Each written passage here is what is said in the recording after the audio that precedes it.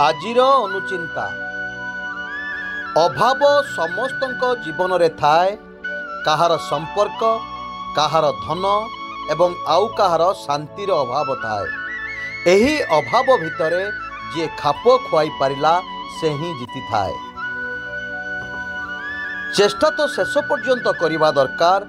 सफलता मिलू कि न मिलू शिक्षा तो निश्चित मिलिबो। तेणु चेष्टा करवा छाड़ंतु नहीं। कष्ट मनीष को परिवर्तन करे, कष्ट मनीष को शक्तिशाली करे।